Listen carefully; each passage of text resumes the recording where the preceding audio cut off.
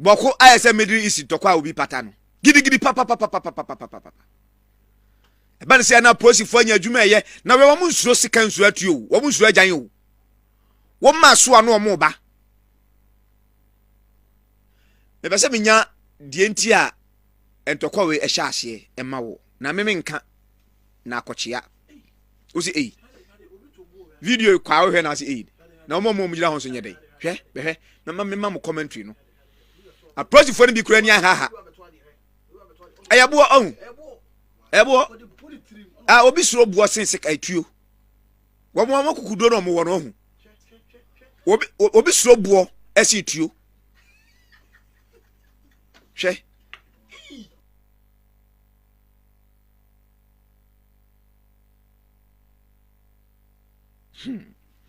abushan ya Bawku na me pese me ma commentary o de bra angel 96.1 kuma se Facebook na be ha de afi ye beto aba eti eniema no hya ase ese ya e wo se ye nhye me yani ko pa ne ye kan mo se de be ya bambo no beda ne ho so na amfa nko wura ya batu ni mu da bi me man ne de nyansa yi da bi da emfa won ne obedi ye so e man we ensai sabri da nye ye penso a we sha se sabri ya didimu a wode beba ho so no na akoya asem kese we aye ho se sumina so eja no fon na aginsemu na me dwere ho a menti ase kwane a enam so etuo etimi kɔ Bawku sa barrier se wo kwan so pa ansara kodu Bawku no wo dwere ho a menti ase esu etua wo do okromo no enwa mfiri Burkina ne ba ho etwam ha na eko ya bra ho madene se ye be kwa amanso na ye ne Isaka kobonkobo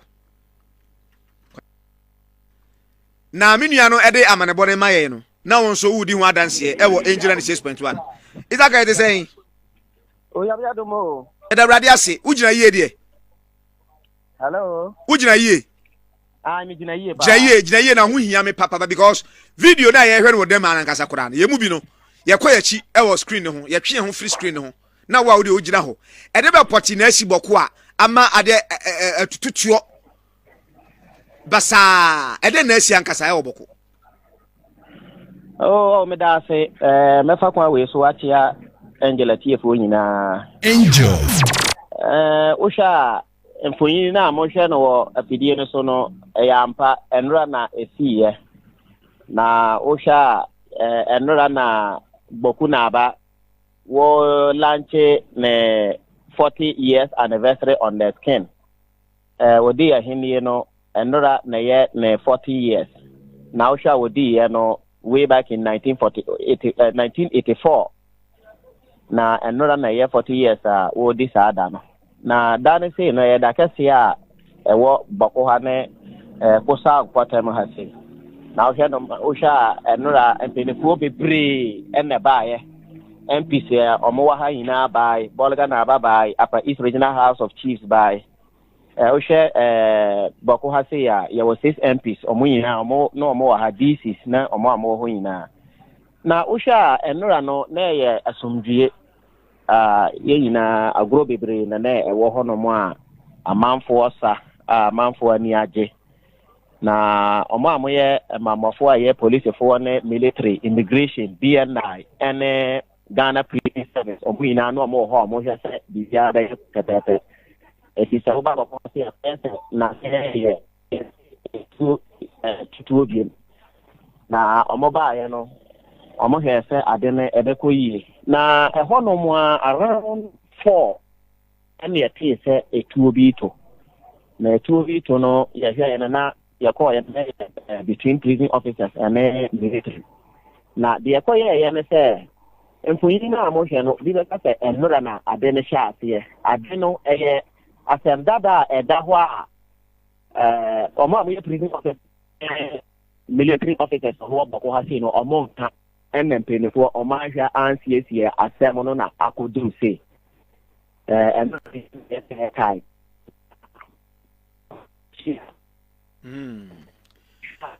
ye ka se bambo no te se wo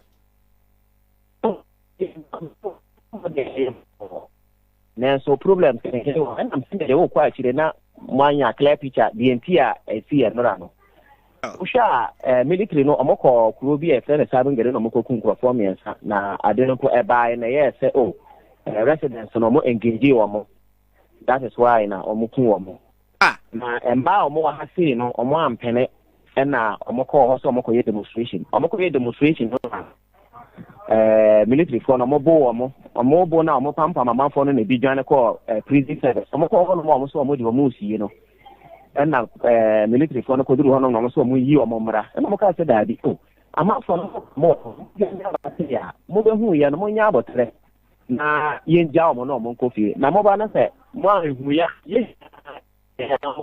ye peace tin na wa hase na mo ba ha na mo ye sa na enye ehwa na enye easy omo no omo coin eno ne first one na second one nso obi phone yirai na phone ni yirai no na one prison officer wa fire na oni akoro frɛ ya na ekosi honom ekosi oni akoro so no no say oh wo phone no wa nso me ya sorry me that me frɛ no see o wo ya sorry ni wie ya no na wa frɛ no no say I phone no no say no wa no ba baje no say oh wa no no dia wa prison officer na wambra prison no nti akwa no kwa akwaji ne phone no wa ne military commander na call ye nti military commander no so wa dress in uniform no share no alabia so na ko an call ye nti ko no na wo so ni awo dia no say I no say phone ni awo dia dia password also ka password to no na me fam bie na me fam na me hu say awo dia wonderful akwa ye say military officer na ka say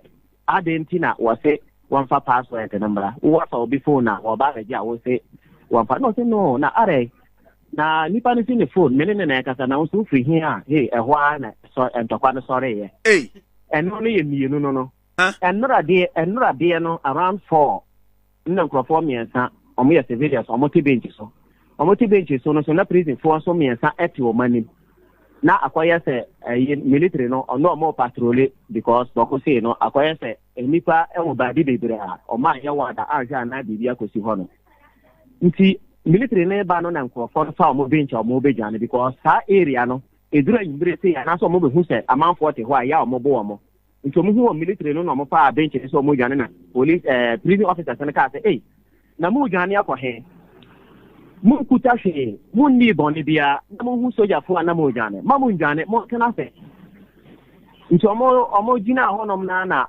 soja fu no baaye na omo so ewo mo kam na mo ka se Argentina prison officers no enkrofo no hu omo be jane a omo kasa omo ho e die na omo kasa cho omo antwen ama prison officer na nkampo na omo sha ase na omo bonusum na scarf mo no mo chena ya mo chena prison officer chena ya mo chena no uniform no mo ro chena o mi chena free ni simba mo bobo na sum mo bon na mi so ka na mo bo mo no mo pa mi no eto na pick up na mo de buy na ba bi so ho mi agent officer so bi so ho no na o mo ka say mo ha na ye bo mo nkrofo nti o mo so be duru ye no mo say no ade a mo ye na nye nko ya ade enye mpo a nkrofo no uniform na bo mo ka wa no so mo ke na ho na mo ne so ya fo no o mo de si ani no mo bro ho sa na na ho de na enye ide wa mo na bro wa mo sa na kwa yes a give and take between police one and between ne enye tu atoto aha na kwa yes omo kwa omo reinforcement into reinforcement ba ya na afete etuto no e sha ase and fa hono no mo bo prison officer Bawku tuo sisi America chero no medin fonyi bi mpo sene ma okohu ba bia omobo otuo na obo so ma spray honom na civilians mpo honom o ma da hono hwa mo na spray ho hwa mo na spray ho soldier for no na spray no mo be ku police prison officers for no mo ya miensa na yenu ne timi da form na Bawku no order form no na tuo ne koka ho na omo anu omo honom na omo jane ya nya sari anke be asemo ne pa eti moja na egu fem na ma omo spray ho fm ho Wow. Prison officers and so much in our civilians. Into almost free river enforcement to set so the phone a corner no more by to more by and before and son or more bebo to know.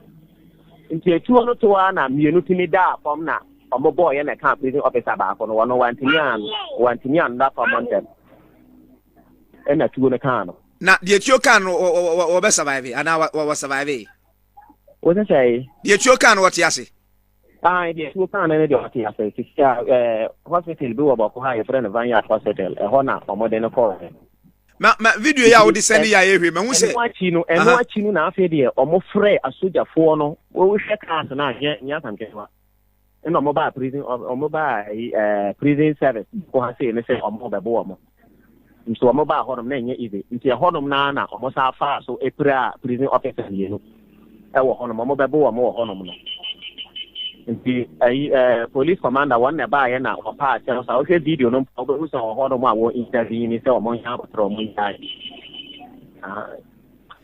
O come ya oni edie na mama kai empani kasa se ukoto se nipa mienu ku anu obisa se na no asembe ne si che se wa ma be 3 instances just say tokwada da o yes nti amafo news na o mo mani na amafo se we no asemase na asem si ye free hen. Yes, a Jediani who I'm wishing, and I say we see any who I Jenny ho. Ha, I didn't a chassis and to a mono among Canada. Nanya, Obi to hold on us, we don't know sending Yania, and no, a yadena, a coffer to 2 October. Yes, Aha, the council number more evidence, young been more than for our more number we saw on the castle. Because alas, what you bullet shells, you know.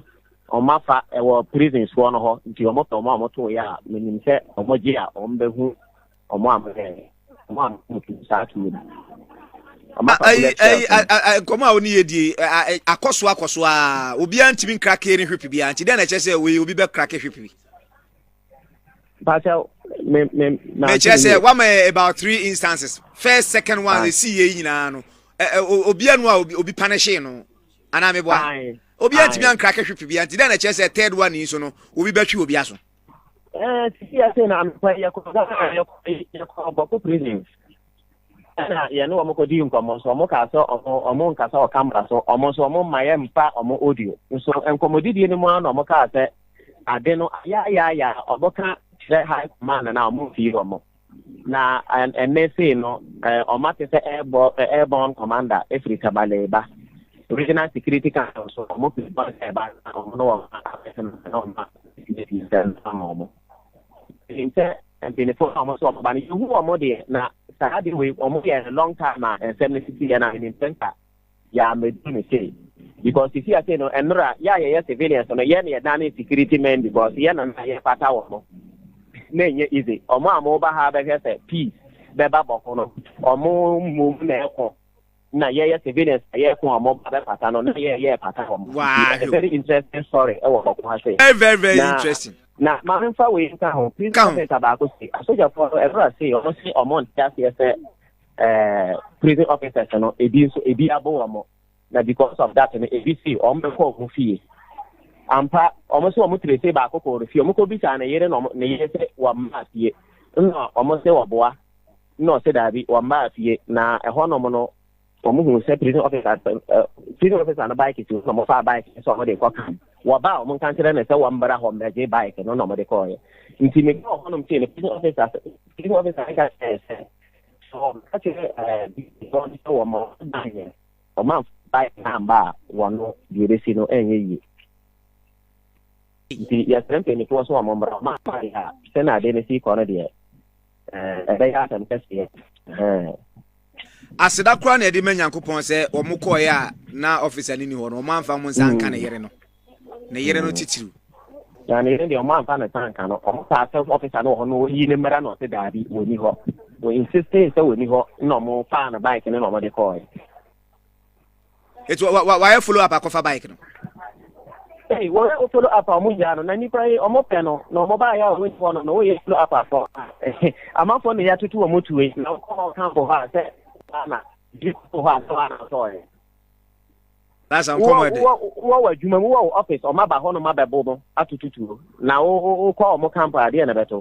Some better no one, so among one for so among more Damians or more your mom Piazzi. If you call on them, say, if you make us an or more dinner and need one or more. Obia Casa, and yeah, I'm catching it. Uncle back in name one more 3 days, set 3 days, no more famra. What you say? What's one more 3 days, set 3 days, or more famra? I was well, no, I can't say, oh, yeah, news may, yeah, you think I'm going to say another thing. More penny, one can't say and penny for no. No, for my own back parcel. Now I'm getting a bike and a hand. Now, yeah,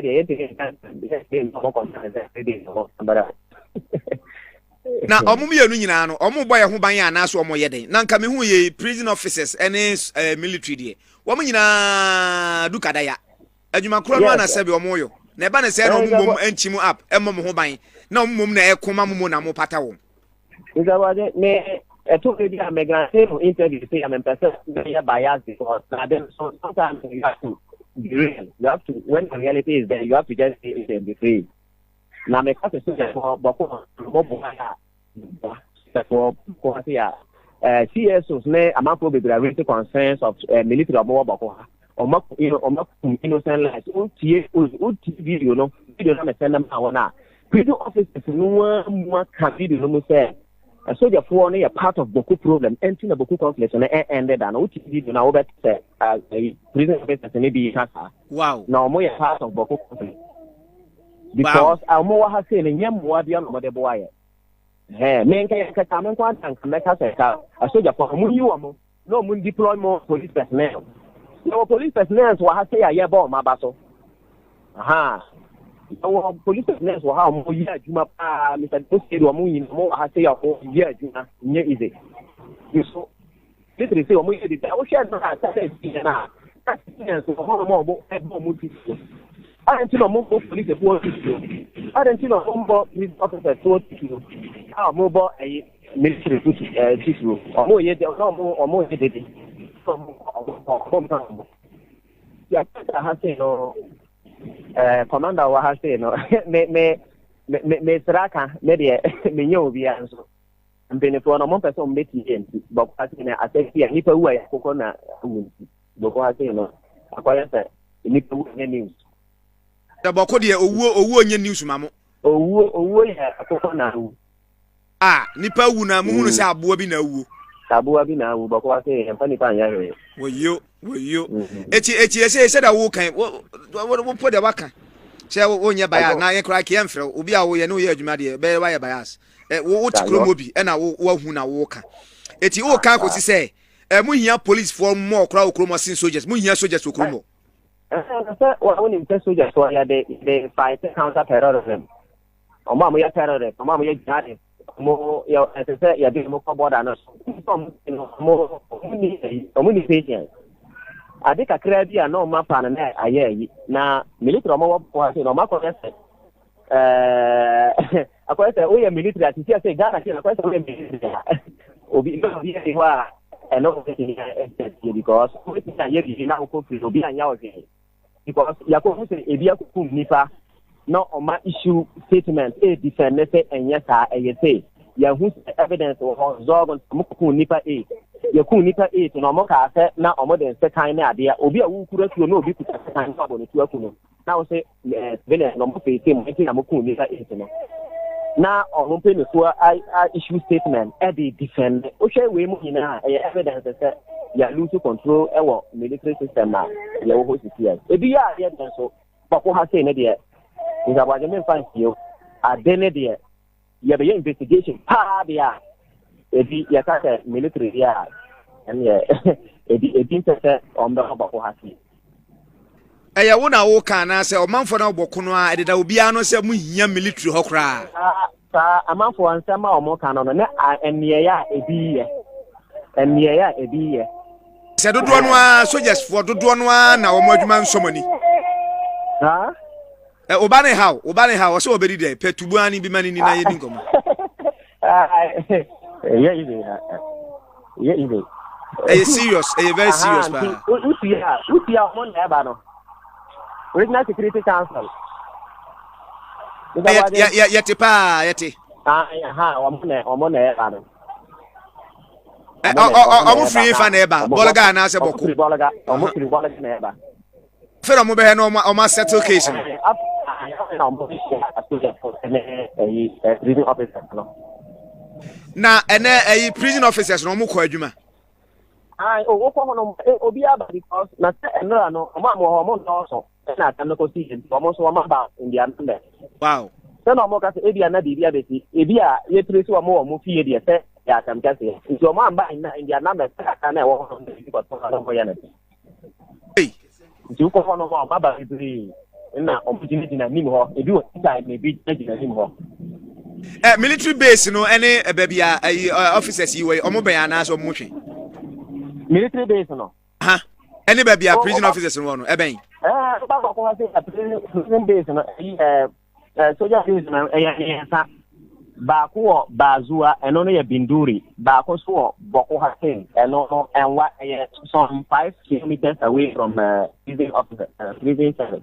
And a Bawku so e wo ho no ba bia e friend Bawku secretary omo de omo xtra de and the name that Bawku de 5 kilometers wa omo kwa the soldier for no doso pa doso che prison officers no na omo doso no soldier for no ugiri ye se dodo no a efiri mu kuro mu ana se omo firi hian kasa soldier se to won ntimi hu o identity omo ye nimu omo na o sha nkura no bebre nkura na doso nkura soldier for so sha nkura small boys new recruit for no uji ni pe atama so akojimi ayeden yembi sa na se nipa de sa obe fom na fom a wano a onim no a o professional won na nim how a obe handle no ofuma na kwa chiw no do ama police omne police omo de ko base no ma bo kakra na omo ja kakra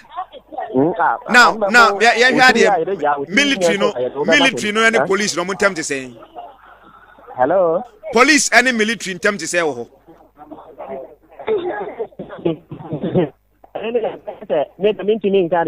Dabi che Alasan se nkoma ayedi am yan se omne prison officers in ntamu no wa ma be 3 instances but omne Ghana police so ntam te say wo Bawku o sha na se mintini enka se yes so uni se na ya ka se omochi obi a no okuta na mo na ko ya na ko problem in dire me soldier police for so no de akoya say between or monti ya de yentimi nka nti no de metimi ho ka na ono wa so na akoya say dia wo nti akoya say civilians say they are not happy with the military so na prison service no problem so na Ghana police service so no ya atem nti ade dia akoya say akoya sam kase Alasa me mfronsia na kodi akire na sabre ye omukọ hwe solve problem ye hwe de besi bia no BBC anytime ya BBC bia frɛ na ya update your chief why massive bon pa enso say wo be frɛ na nye negative why that's it ya da wase ene wa manebo me ba cho bedi hu adanse wo angel 96.1 kuma se Facebook ho kwabrane pa na awro no moja enam enani achi se sen ne yanku soja ni ene one no enya asem akoya asem ye de egina ha na obi boy amane afiri baabie sabi obi nim ne asi amane no a ne firi esoro ho aba no etu wa adwenkyere bi a we constructive na de ato ho se de be ya man Ghana be kɔ nanimu o man e wom no ye o man a de adodo no beka ene agi atomu ye ka se yanka ye na woni wo fem a o ye nim ba dodo no a do wo ka bi mi ka bi de nanso ye dodo amamuyo ka bi mam ka bi amam ye san ye dodo amamuyo na mu according to your reporter ne de Bawku ankasa no omanfo wo Bawku no wo mu hia soldiers wo ho according to report no sana de nakoye abushia ye bon kobo ye gusu akwa me akwa ba na de sei nyankopa adom se ho ye de nyame adom okay ahoma no so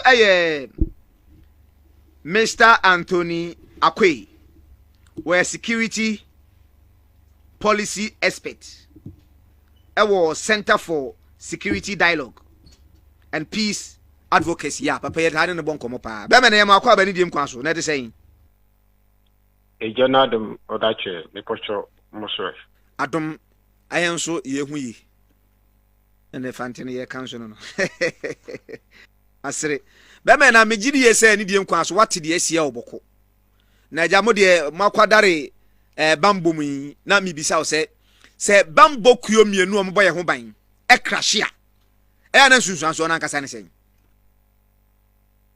yo we never ma odikan ma mincho na mincho we say fi na we abre the corny angel ku mienu hia no kabande wonchu bisi woma insunsuan ade ne dodoso na in the context of Mosi Waboko Oyendeda between the military onye the prison officers. Mini ebema yinala ebeja tumde one Bawku ye conflict zone basa okodo Bawku nampo yenwe solving into Portugal and Macade, that is the internal threat. Young foreign intention. Ye now so your budget there. A to trafia one would do a West Africa South region, especially within the northern enclave. Or Yaza Yakuda against them terrorism. Pochamotenka. Bacho atunga pa. Angel. One person we are aware that before as man you want to protect the money to traffic over there. One person as security agencies you know watching up or call no way you're united.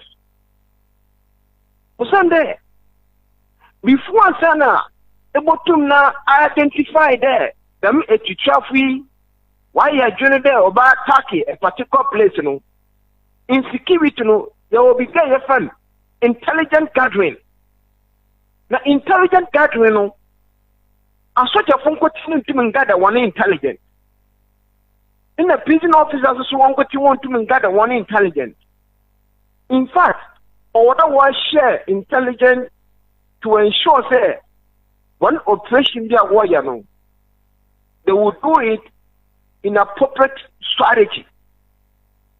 In the soccer let them into one table is to a while.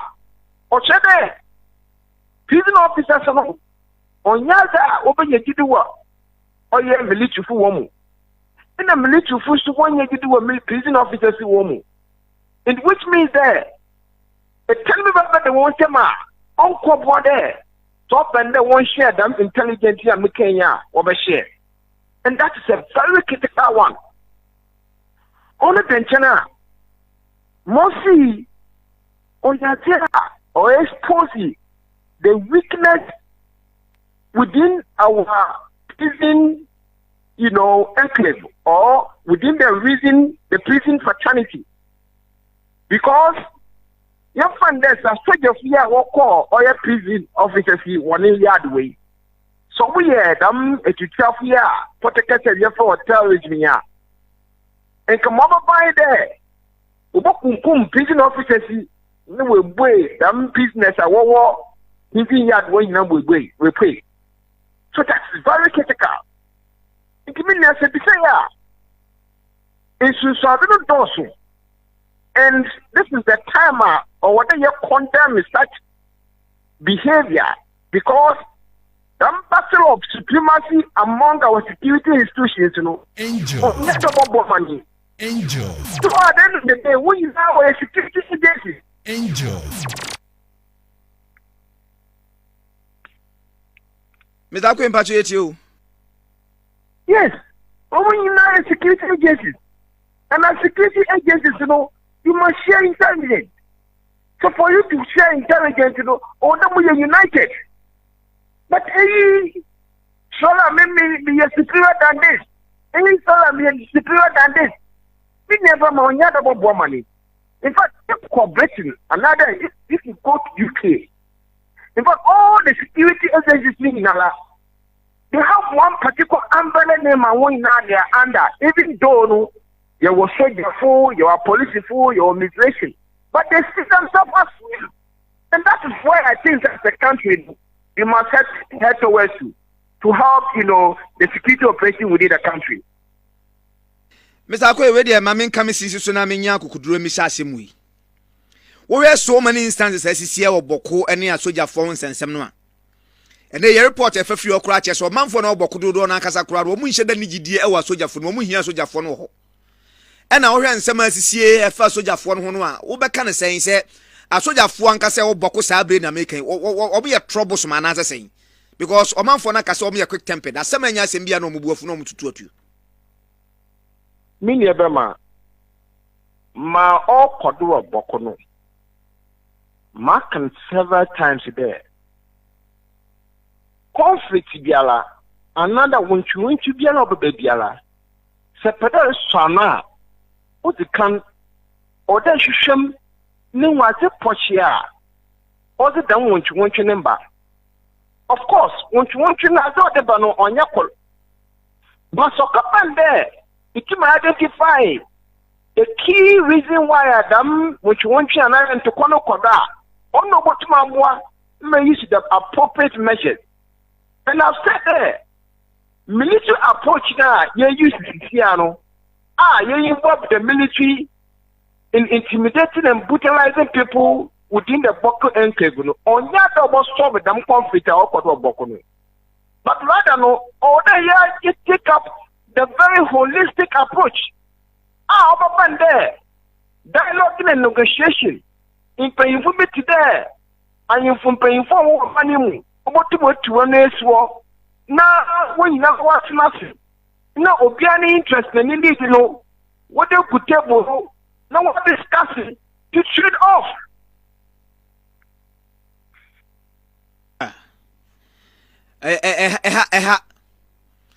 It's way a carbon on bet me a fast or Soviet. I was said, a top hierarchies near your moon free ho. Ana chase yes sakurania ma wiase nyina hu se Bawku asojafo nyina from head to toe ye yom nyina free o e new batch ko sa na beboa o manfo na ma psychological o matimi new for natana Mini Ebema Angels. There's one philosopher be not can say conflict is a serious business. Conflict is a serious business. Baby, want you cordon, no business record. No. Angel. I saw your far what we call Bawku. And in there, apart from one salary watching, every day, Gala, we will scar what the mark one.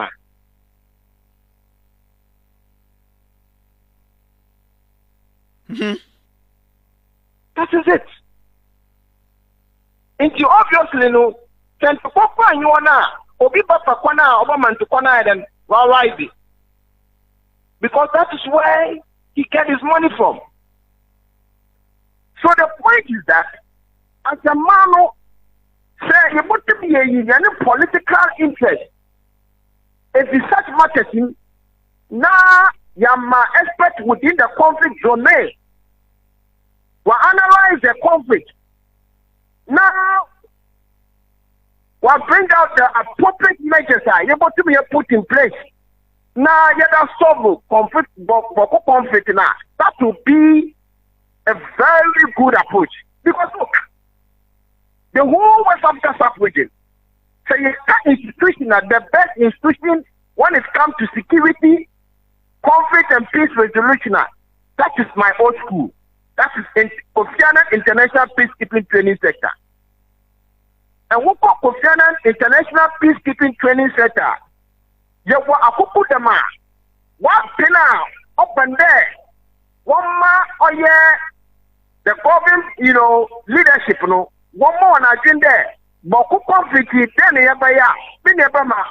within a month or two, Ombotima propose the right measures. Ombotima bo madam Bawku conflict issue. So it's not a matter of applying the military approach. That is a wrong approach. Now, etul, papa, yanka etul ho asem, etuo ho asem. Eden pa na omanfo no kura tuo saa e wo Bawku mu. Oh. Edisa. Nyo. Minebama, as of 2018, now you were 1.2 million illegal arms in the system. Right? Angel. And what's in there? Apart from suffocated arms, and now back there, firearms, Ofi baby there, Niger, Guinea, in other conflict zones, whatever unapproved routes, whatever money. Apart from those suffocated arms, you want for money, illegally, what produces arms. And those people know, they know them. In fact, Ashanti region for Mankasa Minimudi Woko magazine now. Swami magazine. And for Fubu, why a woman blacksmith? What Wankasa, they manufacture those local arms. In here only Ashanti region, Woko Water region. And for Fubu, they are manufacturing those small arms. When you go to Central region, Kaswa, they are doing it. And this is not just me saying. Or a researcher, UK embassy, the people are on the ground. It is a doing now why you are. No more shit to do. Bawku enclave because of the conflict no one is. And Kofunya them arms with the protect one. And most of these arms in Nala, they are illegally made. Only need the key index number. What's there? Top Bangana Yen arms stock now. We can identify them. Mr. Akwe, 7 months to go, near Katuaba. And then Pana Ujidi say, also Ghana and Penny for ya, and I say Interior Ministry and Defense Ministry, near and Sanya coalition. I also couldn't move you answer Marco Tuaba. Going into 2024 election, the risks are Ghana facing towards 2024 election. Asama Bibeke is the first time I'm saying this on your radio. I have not said anywhere. And this is a very strong research made by Institute for that is Center for Security Dialogue and Peace Advocacy. Going into 2024 election malpractice is a critical risk. Angel. Election security violence is a critical risk. Angel. It means that I said, Mr. There, and then or there, all the can or the stakeholders in Nala or bombarding. Now, when you want Kasa, one party members, when you want Kasa, who said there, answer no be about you know, or my Obiaka. What I can say, yes, each speech. A summer, about Mobini Bufu. Now you cannot see there. Over firearms, and now over 20 said to the register.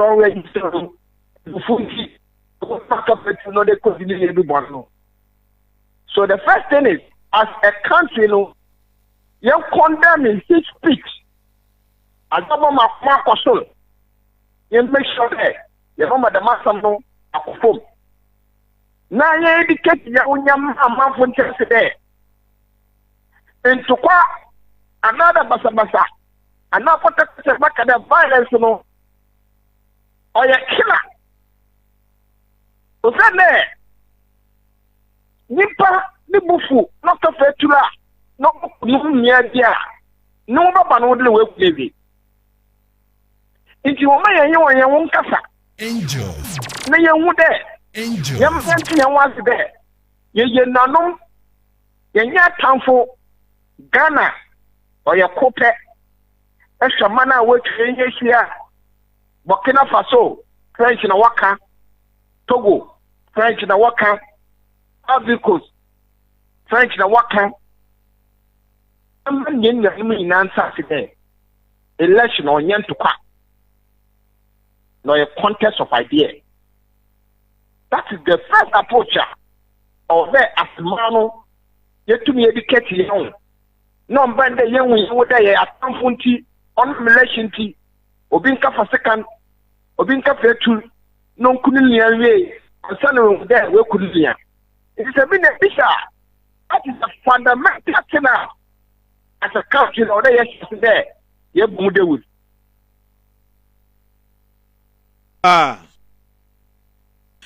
Meda ko nyame kan wate. Meda simini efema. Ye bom pa ye se ye be frɛ mo na mo so mo de ani di ama Ghana fo mo sua mo ade mo educate yen kama. Na wo mo a etie mo e de wo se aye oyo no eno ni asem. Eno ni asem. Se be ye interior ministry, defense ministry. Any sa stakeholders ya wo kan o mbetie analysis amode mama e radio so na ko mo timi ade so.